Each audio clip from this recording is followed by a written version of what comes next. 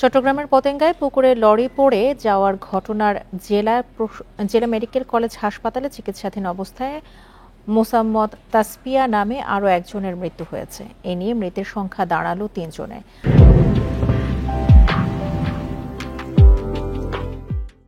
প্রত্যক্ষদর্শীরা জানান, শুক্রবার রাত 8:30টার দিকে এয়ারপোর্ট মোড় এলাকায় একটি লরি নিয়ন্ত্রণ হারিয়ে প্রজাপতি পার্কের পুকুরে পড়ে গেলে ৫ জন গুরুতর আহত হন।